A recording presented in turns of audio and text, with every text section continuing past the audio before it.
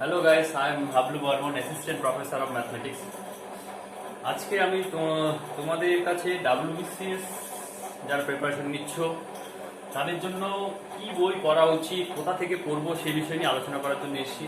সবার প্রথম আমাদের একটা বড় কোশ্চেন এটা যে আমরা স্যার কি বই পড়বো এবং কি কি পড়তে হবে, সেটা একটা খুব বড় কোশ্চেন। সেটা বুঝে উঠতে আমরা অনেকে 5 মাস 6 মাস 1 বছর লাগিয়ে দিই, কিন্তু তোমাদের যদি বেসিক আইডিয়া না থাকে তাহলে কিন্তু খুব সমস্যায় পড়বে কোন বই পড়া উচিত কি না পড়া উচিত। ওকে, সেইগুলো জানতে লাগবে। এবার দুটো বিষয় হচ্ছে, একটা বেঙ্গলি মিডিয়াম আর একটা হচ্ছে ইংলিশ মিডিয়াম।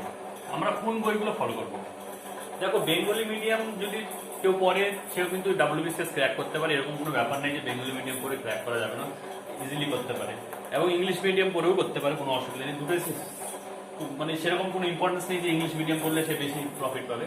বাট হ্যাঁ, ইংলিশ মিডিয়ামে পড়লে তোমার কাছে কিন্তু ম্যাটেরিয়াল অনেক বেশি, কিন্তু যদি বেঙ্গলি মিডিয়াম পড়ো তাহলে কিন্তু তোমার অনেক হচ্ছে ম্যাটেরিয়াল কম, রিসোর্সেস কম, সেই জন্য একটু অসুবিধা হতে পারে। বাট সেরকম কোনো অসুবিধা হবে না, কোনো অসুবিধার কোনো কারণ নেই। ওকে, এবার দেখো আমরা কি বই পড়বো সেটা খুব একটা ইম্পর্টেন্ট কোশ্চেন। সেটা যদি ঠিকঠাক না করতে পারো তাহলে কিন্তু খুব সমস্যায় পড়বে। এবার বাজারে দেখো প্রচুর বই আছে সমস্ত সাবজেক্টের, এবং তোমরা যে কোনো কোচিং সেন্টারে যাবে আলাদা আলাদা বইয়ের নাম বলবে, বিভিন্ন ধরনের বই। তোমরা ইউটিউব চ্যানেলে সার্চ করে অনেক এরকম চ্যানেল পাবে যারা বইয়ের নাম প্রচুর বলছে, কিন্তু সে নিজে বইটা পড়েছে কিনা সেটা অনেকের কাছে কোশ্চেন। অনেকে না পড়েই বইয়ের নাম বলে দিচ্ছে এবং বলে দিচ্ছে এই বই ভুল আছে, এই বই ভুল আছে। দেখবে তোমরা অনেক ইউটিউব চ্যানেল পাবে, কিন্তু সেটা তোমাদেরই জাজ করতে হবে তোমরা কোন বইটা ফলো করবে এবং কি হবে। ওকে, আমি এই বিষয় নিয়ে কিছু আলোচনা করতে চাই। ওকে, প্রথমে আমি আসি ম্যাথস এন্ড রিজনিং। এটা দেখো খুবই ইম্পর্টেন্ট একটা টপিক। ম্যাথস এন্ড রিজনিং তোমার হচ্ছে প্রিলিমসে তোমার থাকবে হচ্ছে 25 মার্কস, এবং মেইনসে কিন্তু এই পোর্শনটা থেকেই 200 মার্কস থাকবে। ওকে, একটা পেপারে। সো ম্যাথ এন্ড রিজনিং যদি তোমরা ভালো করে করতে পারো তোমরা কিন্তু ডাব্লিউবিসিএস এ অনেক এগিয়ে যাবে। ওকে, এটা খুবই ইম্পর্টেন্ট, এবং ম্যাক্সিমাম স্টুডেন্টের কাছে সমস্যা ম্যাথ এন্ড রিজনিং। ওকে, এইটা যদি করতে পারো এবং এটা একবার যদি করে নাও, তোমাকে কিন্তু যদি প্রথম বছর নাও যদি পাও, পরের বছর কিন্তু তোমাকে আর ম্যাথস রিজনিং করতে হবে না, প্র্যাকটিস করতে হবে। Only practice can give you 190 to 200 marks এখানে তোমরা পেতে পারো। এবং এখানে অনেক ক্যান্ডিডেট আছে যারা 100 করতেই সমস্যায় পড়ে, কিন্তু তোমরা যদি ভালো করে পড়ো এখানে কিন্তু ফুল মার্কস করার চান্স আছে। ওকে, তো আমরা এই ম্যাথ এন্ড রিজনিংটা আমরা কোন বই পড়বো? দেখো, বাংলা মিডিয়াম যারা তারা কিন্তু ক্লাস 9 এবং 10 এর ওয়েস্ট বেঙ্গল বোর্ডের ম্যাথসের বইগুলো পড়লেই কিন্তু ম্যাথস কমপ্লিট হয়ে যাবে। কিন্তু যারা ইংলিশ মিডিয়ামে পড়তে চাও, তারা যদি বোর্ডের বই না পড়তে চাও, তাহলে আমি তোমাদের একটা ভালো বইয়ের নাম বলছি যারা ইংলিশ মিডিয়াম ব্যাকগ্রাউন্ড একটু ভালো। দেখো, কুইকার ম্যাথস বলে একটা বই আছে, এম টায়রা। এই বইটা খুবই ভালো, এবং এই বইটাতে শর্টকাট এবং ব্রড দুটোই বলে দেওয়া আছে। এবং এই বইটা যদি একবার ফলো করে নিতে পারো তাহলে কিন্তু তোমার এখানে ম্যাথস পুরোপুরি কমপ্লিট হয়ে যাবে। এটা ভালো করে দেখে নাও, কুইকার ম্যাথস এম টায়রা। এই বইটা যারা ইংলিশ মিডিয়ামে করতে চাও, এই বইটা যদি একটু ভালো করে পড়তে পারো তাহলে কিন্তু তুমি একবার কমপ্লিট করে নিলে এরপরে আর পড়ার দরকার নেই, শুধু প্র্যাকটিস সেট করতে হবে। ওকে, এই বইটা করতে হবে। আর রিজনিং এর জন্য দেখো একটাই বই,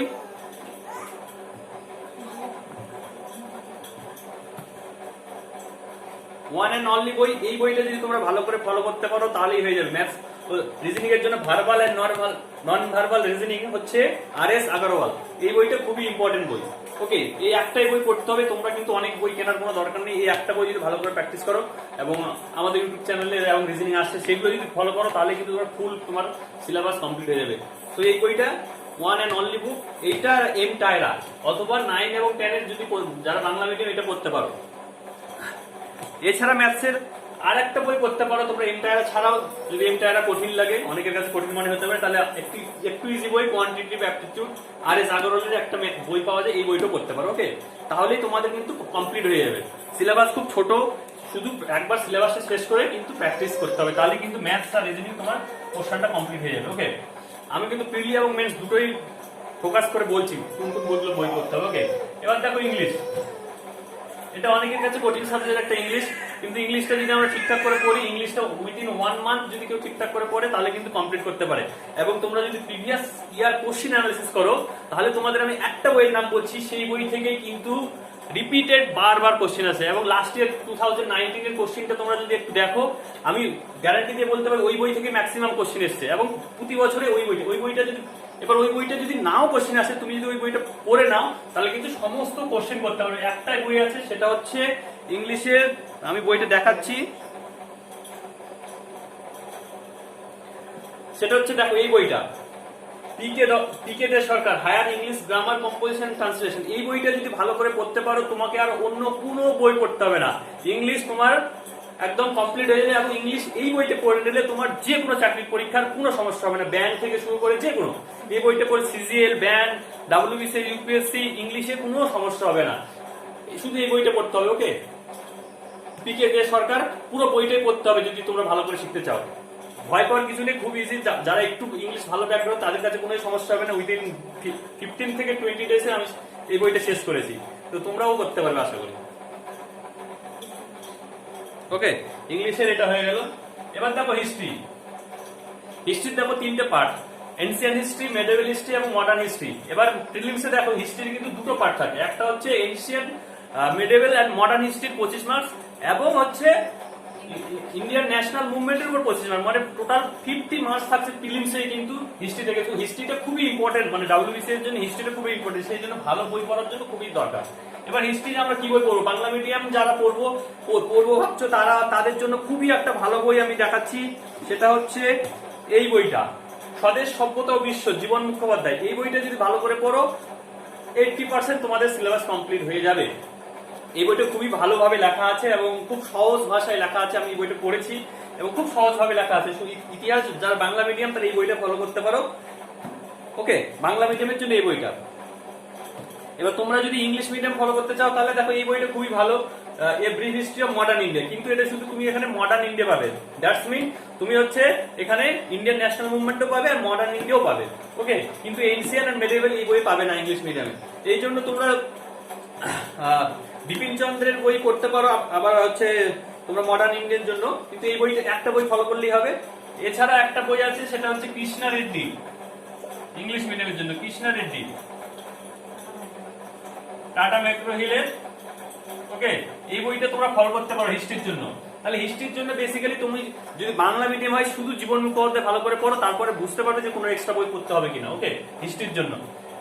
আর যারা ইংলিশ মিডিয়াম তারা হচ্ছে মডার্ন ইন্ডিয়ার জন্য এটা পড়তে পারো, আর এনসিয়েন্ট আর মেডিভেলের জন্য কৃষ্ণা রেড্ডি যদি পড়ো তাহলে কিন্তু কমপ্লিট হয়ে যাবে। ওকে, হিস্ট্রি। এবার দেখো জিওগ্রাফি।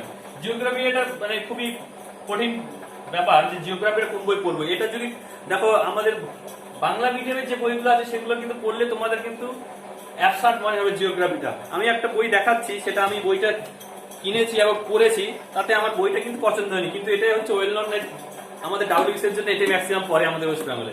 এটা হচ্ছে ভারত ও পশ্চিমবঙ্গের ভূগোল। তোমাদের ভারত আর ইন্ডিয়ান এন্ড ওয়েস্ট বেঙ্গলের জিওগ্রাফিটা কিন্তু পড়তে হবে, এক্সট্রা কোনো কিছু করতে হবে না। বাংলা মিডিয়ামের কার্তিক চন্দ্র মন্ডলের এই বইটা তোমরা পড়তে পারো, কিন্তু তার আগে এই বইটা পড়ার আগে তোমাদের কিন্তু বেসিক কনসেপ্ট ফিজিক্যাল জিওগ্রাফি যদি না ক্লিয়ার করো তাহলে কিন্তু এই বইটা পড়তে অ্যাবসার্ট মনে হবে। তোমার বেসিক কনসেপ্ট যদি না থাকে জিওগ্রাফিতে তাহলে কিন্তু সমস্যায় পড়বে। যেমন ল্যাটিটিউড কি, লঙ্গিটিউড কি, মানে অক্ষাংশ, দ্রাঘিমাংশ, এগুলো কিন্তু এই বই লেখা নেই।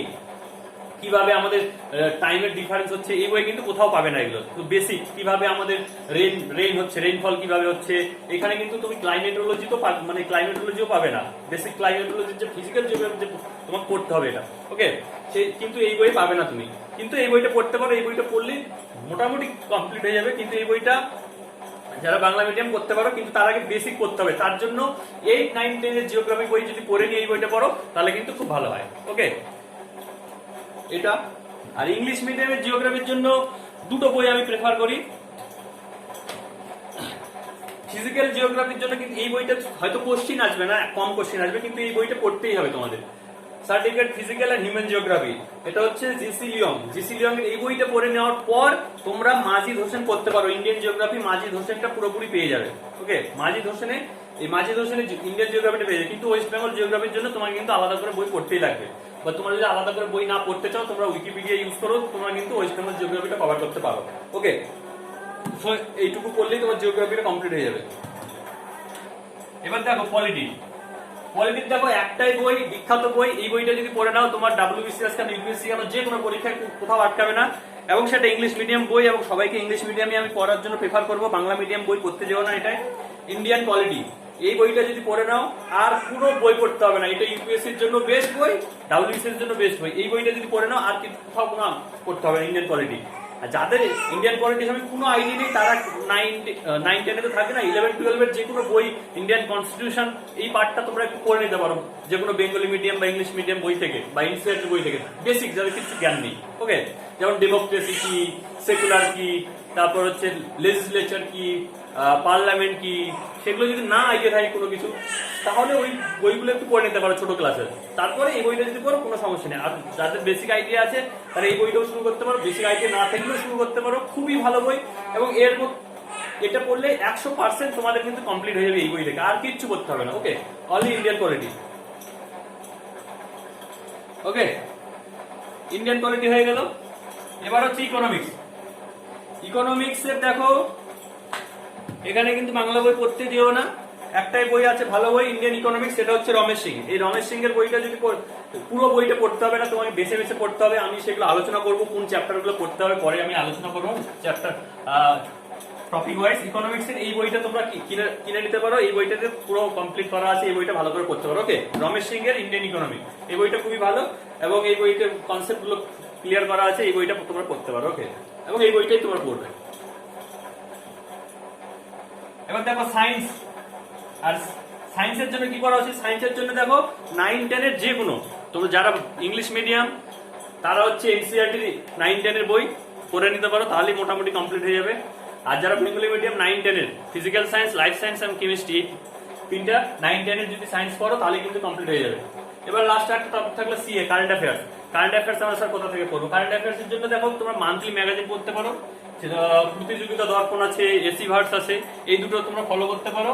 আদারওয়াইজ তোমাকে কিন্তু রেগুলার পেপার হচ্ছে নিউজ পেপার পড়ার অভ্যাস রাখতে হবে। নিউজ পেপারটা যদি ভালো করে পড়ো তাহলে কিন্তু তোমার অনেক কিছু কভার হয়ে যাবে। ওকে, এই বেসিক এই বইগুলোই পড়তে হবে, এবং তোমরা কিন্তু অনেক বইয়ের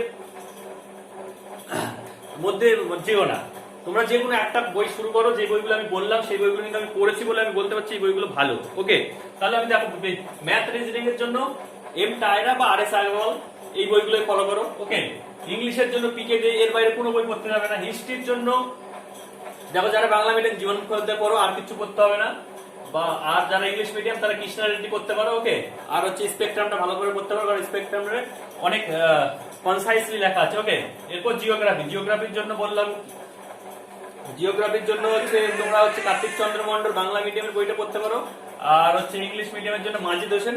ওকে, পড়তে পারো। পলিটির জন্য একটাই বই, এম লক্ষ্মীকান্ত, এবং খুবই ভালো বই। ওকে, ইকোনমিক্স এর জন্য রমেশ সিং, এই বইটা পড়বে ভালো করে। আর সায়েন্সের জন্য 9-10। ওকে, সিএ, কারেন্ট অ্যাফেয়ার্স এর জন্য প্রতিযোগিতা দর্পণ, এসি ভার্স, আর যে কোনো একটা নিউজ পেপার, দুটো নিউজ পেপার পড়বে, একটা হচ্ছে বাংলা, একটা ইংলিশ। আনন্দবাজার পড়লে তার সঙ্গে টেলিগ্রাফ বা টাইমস অফ ইন্ডিয়া, এইভাবে পড়লে কিন্তু তোমার পুরো কমপ্লিট হয়ে যাবে। এবং এই সিলেবাস দেখে ভয় পাওয়ার কিছু নেই, তোমরা যদি একটা করে বই শুরু করো তাহলে কিন্তু কমপ্লিট হয়ে যাবে ধীরে ধীরে। এইগুলো পুরো পড়তে তোমার ম্যাক্সিমাম, তুমি যদি ডেডিকেশন দিয়ে পড়ো 8 থেকে 9 মাস লাগবে তোমার এই সিলেবাস গুলো কভার করতে, তোমরা যদি ডেডিকেশন দিয়ে পড়ো। ওকে, এটুকুই বলার ছিল। ওকে, আমরা নেক্সট হচ্ছে কি সিরিজ চালু করবো সেটা আমি ভাবছি, যদি আমি পড়তে পারি। আমি দেখি ইংলিশ সিরিজটা চালু করার চেষ্টা করবো, ইংলিশটা আমি পড়ানোর চেষ্টা করবো, তারপর ধীরে ধীরে সমস্ত কিছু আমি পড়াবো। ওকে, তাহলে তোমরা এই বইগুলো কালেক্ট করার চেষ্টা করো এবং প্রিপারেশন শুরু করে দাও, তোমরা কিন্তু সময় নষ্ট করো না। আর ম্যাথ, রিজনিং এবং ইংলিশ, এই তিনটে টপিক কিন্তু ভালো করে শুরু করে দাও। এই তিনটে টপিক শুরু করলে তোমার অনলি WBCS নয়, তোমরা যদি ব্যাংকের পরীক্ষা দাও, তোমরা যদি রেলের পরীক্ষা দাও, তোমরা যদি সিজিএল দাও, তাহলে কিন্তু সেইগুলো পরীক্ষাগুলোতে তোমার এই তিনটে টপিক পড়েই কিন্তু ক্র্যাক করতে পারবে। আর সঙ্গে যদি কারেন্ট অ্যাফেয়ার্সটা পড়ে নাও, তো সব ইংলিশ, ম্যাথ আর রিজনিং এই তিনটে টপিক যদি ভালো করে নিতে পারো, তোমার কিন্তু চাকরি কেউ আটকাতে পারবে না। তুমি চাকরি কিন্তু খুব সহজে এবং খুব কম সময় পেয়ে যাবে, এটা আমার guaranteed. Okay, okay, thank you. তোমরা যদি কোনো কোশ্চেন থাকে রিগার্ডিং, তাহলে আমি আবার ভিডিও বানাবো। তোমরা যদি কোনো কোশ্চেন সমস্যা ফেস করো তাহলে অবশ্যই কমেন্টে জানাবে। ওকে, থ্যাংক ইউ।